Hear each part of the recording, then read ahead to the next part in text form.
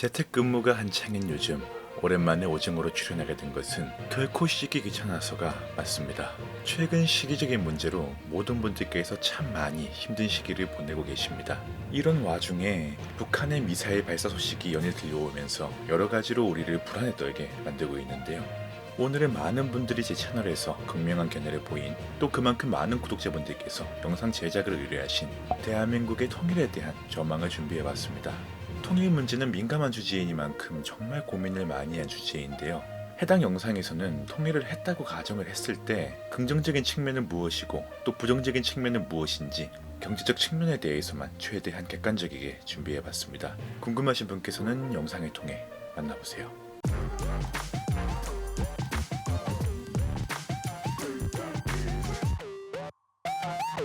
소처럼 일하는 루팡에게 구독은 큰 힘이 됩니다. 남북이 분단된 지 어언 75년. 참 길고 긴 시간이고 이제는 50년보다 100년에 더 가까운 시간이 되었는데요. 이 긴 시간 동안 남북의 경제적인 차이 역시 엄청나게 벌어져 있는 상태입니다. 통일 이후의 이야기를 하기에 앞서 먼저 남북 간의 경제적 격차와 생활 수준을 동일하게 만드는데 순수하게 어느 정도의 돈이 들어가는지를 한번 살펴봤는데요. 시청자분들께서 이해하기 쉽도록 비교적 최근의 통일 사례인 동독과 서독의 통일 비용을 가져와 봤습니다. 통일 당시 동독보다 경제력이 우위에 있던 서독은 약 30년간 통일을 준비해왔고, 통일 이후 동독 지역에서는 1990년부터 2010년까지 대략 3060조를 지출한 것으로 나왔습니다. 이 3060조라는 금액이 어느 정도인지 감이 잘 안 오실 텐데, 해당 금액은 2020년 2월 2일 기점에서 코로나 사태로 인해 줄어든 주요 국가들의 증시 시가총액에 해당하는 규모입니다. 더 단순하게 설명드리면 우리나라 인구를 5천만으로 잡았을 때 모든 국민에게 6천만원씩을 나눠줄 수 있는 금액이란 말인데요. 현재 대한민국의 국방비 1년 예산이 50조, 정부의 1년 예산이 약 470조라고 말씀드리면 더 이해가 쉬우실까요? 물론 20년 동안 장기적으로 지출한 돈이지만 확실한 건 적지 않은 돈이라는 건 분명합니다. 이렇게 엄청난 돈을 들인 결과 동독과 서독의 경제적 격차는 많이 줄어들었을까요? 안타깝게도 대답은 노입니다. 현재 동독의 경제력은 서독과 비교하여 70%에 해당하는 수준이고, 이러한 엄청난 지원의 결과는 독일 경제의 침체로 이어지게 되었죠. 심지어 통일 당시 동독의 경제력은 사회주의 국가들 중에 상위권인 편이었는데도 말이죠. 물론 해당 사례는 통일의 단면일 뿐 이러한 전망이 우리와 평행할 것이라고 볼 수는 없습니다. 그저 이런 선례도 있었구나라고 참고만 해주시길 바라며, 그럼 지금부터 통일을 해야 하느냐 말아야 하느냐의 측면이 아닌 정말 순수하게 통일을 했을 때 긍정적 측면과 부정적 측면의 경제 지표에 관하여 각각 5가지의 장단점을 최대한 조심스레 또 객관적 관점으로 한번 살펴보겠습니다.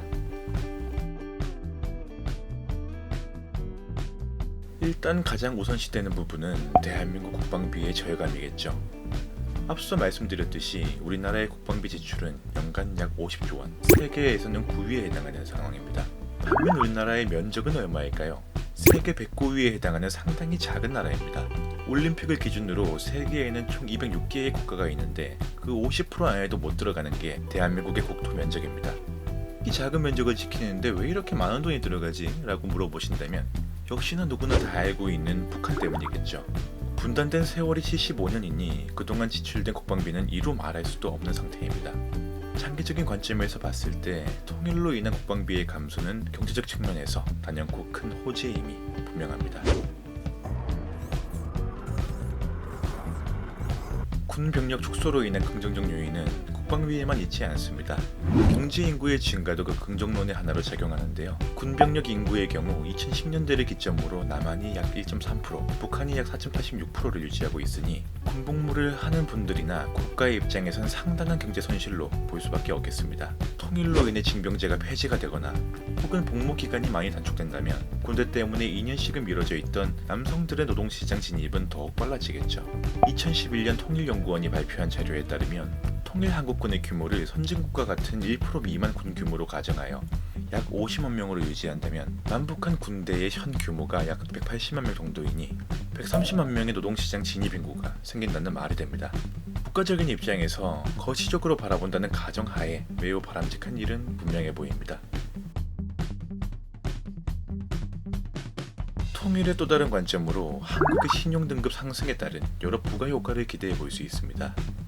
우리 대한민국의 신용 등급을 평가하는 데에 있어서 꼭 들어가는 문구가 있죠. 바로 북한의 위협인데요. 우리나라의 신용 등급은 국가의 경제적 규모나 여러 지표 대비 평가절하당하는 경향이 있는데 바로 이 북한의 위협이라는 부분이 있기 때문이고, 이러한 국가 신용도는 의미하는 바가 상당히 많습니다. 해외 투자자들은 이 신용 등급에 따라 한국 투자를 결정하는 경우가 빈번하기 때문에 이는 국가적인 입장에서 상당히 중요한 부분일 수밖에 없죠. 조금 비관적인 예로 IMF 때 무디스라는 신용평가 회사가 대한민국의 신용도를 2차례에 걸쳐 낮추면서 큰 여파를 받았던 사례가 있습니다. 외국인 투자자들은 불안감으로 인해 투자금을 회수하게 되고 이에 여러 경제적인 위기들이 찾아오게 되었죠. 북한과의 통일은 우리나라가 근본적으로 가지고 있는 전쟁에 대한 위험도를 크게 낮춰 국가 신용도 상승에 크게 기여할 수 있을 것입니다.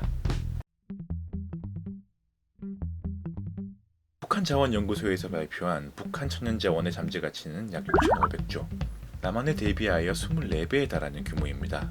정말로 이 정도 천연자원이 있느냐, 저 정도 평가액이 맞느냐에 대해서는 분명 갑론을박이 있지만 상당한 천연자원이 있다는 것은 확실한 사실로 보입니다. 현재 대한민국이 원자재의 대부분을 외국에 수입하고 있다는 점에 있어 매력적으로 다가오는 부분으로 보입니다. 단순하게 접근해서 국가의 근본적 자산을 봤을 때 통일 이후의 한국의 영토는 무려 2배, 인구의 경우에 0.5배가 상승하는 결과를 가져오게 됩니다. 국가의 영토가 넓어지고 인구가 많아지는 것에 따른 국가 경제력의 상승은 당연한 일이겠죠. 국력을 평가하는 기준에 있어 상당 부분이 연관되어 있으니까요. 또한 통일이 될 경우 우리는 대륙으로의 육로길을 확보하게 됩니다. 현재 대한민국의 국외 유통은 대부분 비행기와 선박이 가장 주된 부분을 차지하고 있는데요. 통일만 된다면 위치적인 특성상 육로를 이용한 수송이 가능해지면 당연한 일이겠죠. 중국 및 러시아와 직접적인 국경을 접하고 있는 부분은 북한이기에 이들 모두를 통한 육로 개척은 분명 많은 기회를 가져다 줄 것입니다. 이렇게 지금까지 총 5가지의 긍정적 측면을 살펴봤고, 지금부터는 현재까지와 반대되는 부정적 측면 5가지에 대해서 살펴보겠습니다. 통일에는 이루 말할 수 없는 천문학적인 통일 비용이 들어갑니다. 또 확실한 사실은 앞서 언급드린 독일의 통일 비용보다 한국의 경우가 훨씬 더 많은 비용이 들어가게 된다는 것입니다. 이미 남북 간의 경제적 격차는 어마무시한 수준인데요. 독일의 예를 다시 한번 들고 오겠습니다. 통일 당시 소득은 동독 대비 인구는 4배, 1인당 소득은 3배 정도 차이가 났는데 현재 남한은 북한 대비 인구는 2배, 1인당 소득은 무려 30배에 가까운 차이를 보이고 있습니다. 인구는 더 적게 차이 나는데 1인당 소득 격차는 훨씬 큰 상황이니 그만큼 남한과 북한의 경제력 차이가 얼마나 나는지를 볼 수 있는 부분이고, 이러한 경제적 격차를 메우는 데에는 많은 시간과 비용이 들어가게 됩니다. 미국의 스탠퍼드 대학은 대한민국의 통일 비용으로 적게는 2,300조, 많게는 5,850조가 들어갈 것이라고 예상하고 있습니다. 이러한 경제적 비용 부담은 대부분 남한, 현재의 대한민국에서 부담을 하게 될 텐데 이는 우리 국민에게 있어 말도 안 되는 부담으로 다가올 것이 자명한 사실입니다. 앞선 내용과 연결되는 이야기로 단순 돈만 들이붓는다고 북한 경제가 그렇게 쉽게 올라올 거라는 보장이 없습니다. 현재 경제적 인프라는 거의 없다고 볼 수 있는 북한을 설령 경제적 인프라를 구축해 놓는다고 해도 경제라는 것이 그리 쉽게 발전하고 상승하는 것이 아닙니다. 대한민국 역대 모든 정권에서 경제에 대한 비평이 없었던 적이 없는데 관련 공무원분들이 모두 경제에 관해서 많이 공부하시고 실무적인 경험도 많으신 분들입니다. 실정과 이론은 정말 다르다는 것을 우리는 모두 알고 있습니다. 옛말에 가난은 나라님도 구지 못한다는 말처럼 북한에 대해 앞서 말한 천문학적 비용이 들어간다 해도 확실한 성과와 결과를 낼 거라는 보장은 그 누구도 할 수 없는 상황입니다. 대한민국의 경제 발전을 흔히 한강의 기적으로 비유하고 있는데 정말로 기적에 가까운 경제 성장을 이루었습니다. 당시 세계 경제 상황과 우리의 사회적인 상황이 잘 이루어져 일어나 말도 안 되는 일이죠. 그런데 지금은 그때와 너무 다르고 그 어떠한 때보다 경제적인 성장이 어려운 사회 배경을 지니고 있습니다. 과거 당시 우리나라는 저부가 가치 제조업을 통해 성장했고 이를 자본 집약적 산업으로 이끌어 성공을 거두었습니다. 반면 지금은 중국, 인도, 베트남, 라오스, 기타 등등 너무나 많은 아시아 국가들이 제조업 경쟁국으로 있는 상황입니다. 심지어 미국의 트럼프 대통령마저 제조업을 강조하고 있는 마당에 예전처럼 경공업 수출 지향을 통해 발전해왔던 우리나라의 모델을 그대로 북한에 가져다 쓴다면 더더욱 힘들 수밖에 없겠죠. 하나님도 잘 사는 나라에만 사는 거 아닙니까? 아니면 왜 북조선을 저렇게 내버려 두는 겁니까? 개인적으로 가장 크다고 생각하는 문제로 북한 인구 2,500만의 생활에 관한 문제입니다. 어느 날 하루아침에 2,500만 명의 극빈층이 생긴다면 어떤 문제가 벌어질까요? 이들을 부양할 최저 생계비와 일자리 창출 문제, 여러 경제적인 문제가 가장 먼저 대두될 텐데 파생되는 문제들은 말하자면 끝도 없겠죠. 기본적인 의식주부터 일자리도 창출해야 할 것이고 이에 따른 여러 복지 혜택도 만들어야 할 것이며 그에 따른 비용들은 역시 마찬가지로 천문학적으로 추산될 것입니다. 앞서 언급드린 문제보다는 다소 작은 문제지만 북한의 빚에 대한 문제입니다.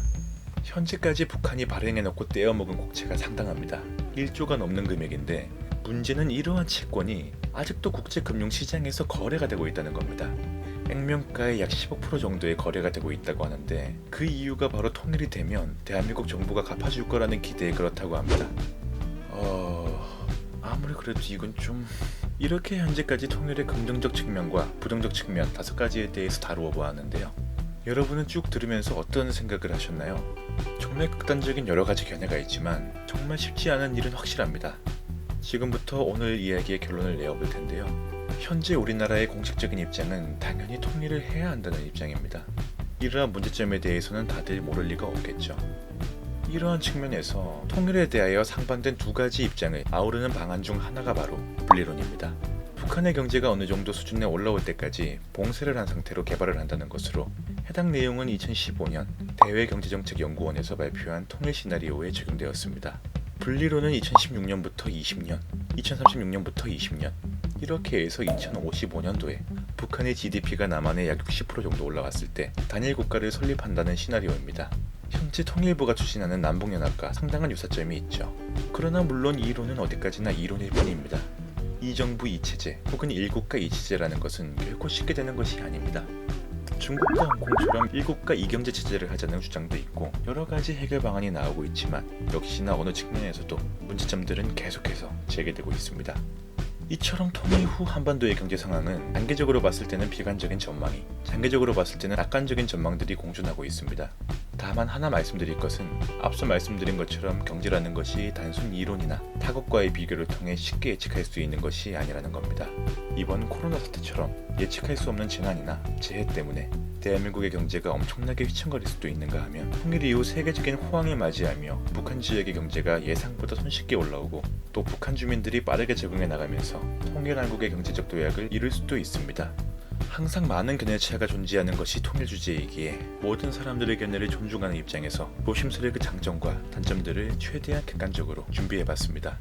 혹자는 통일 비용은 10수년이란 끝이 있지만 통일로 인한 이익은 무한대라는 말을 전했습니다. 언젠간 이루어져야 할 민족의 수건이란 것은 맞습니다. 확실한 건 북한에서 오늘도 미사일을 쐈다는 것인데 야 이 미친놈들아! 혹자는 가족이라고 말하고 혹자는 미사일 쏘는 가족이 어디 있느냐고 말하는 이 북한과의 통일에 관한 경제 전망은 여기까지입니다. 다음번에는 더 흥미로운 주제로 돌아오겠습니다. 수릴로팡이었습니다. 감사합니다.